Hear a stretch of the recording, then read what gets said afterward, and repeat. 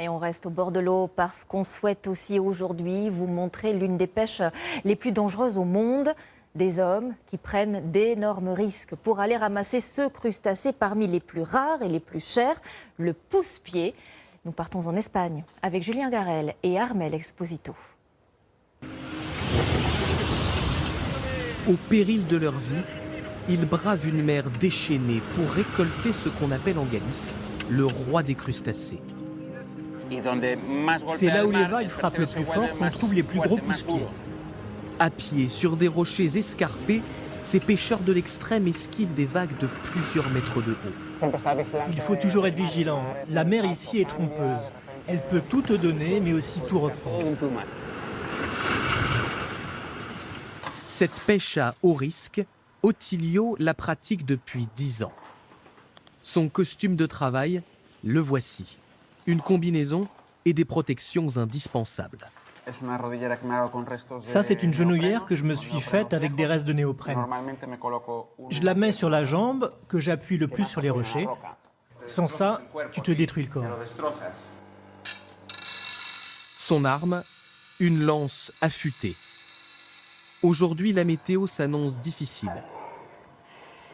Sois prudent, d'accord? Une inquiétude de plus pour Lucia, sa compagne, qui reste avec leur toute jeune fille à la maison. Quand la mer est mauvaise, c'est vrai que tu te mets à cogiter. Tu te dis qu'il peut glisser ou chuter à chaque instant.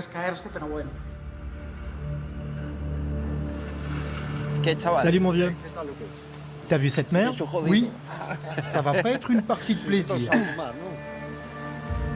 Pour leur propre sécurité, ces pêcheurs ne partent jamais seuls.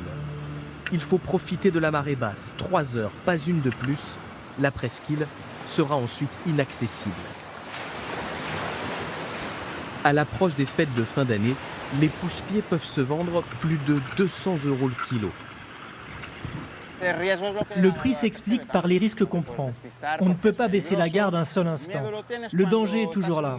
La peur, elle arrive quand tu sens que tu perds le contrôle. Ça peut durer 1 ou 2 secondes, mais tu as l'impression que ça dure 30 minutes. Chaque pêcheur n'a le droit de prélever que 5 kilos de pousse-pieds par jour. Tu veux peser? Oui, on pèse. Julio Castro, garde-côte, sillonne les plages pour les contrôler. 5 kg 2, ça passe. L'objectif est double, préserver l'espèce et maintenir les prix stables. Chaque année, la quête de ce crustacé provoque des accidents parfois mortels, ce qui a valu à ce littoral galicien le surnom de Côte de la Mort.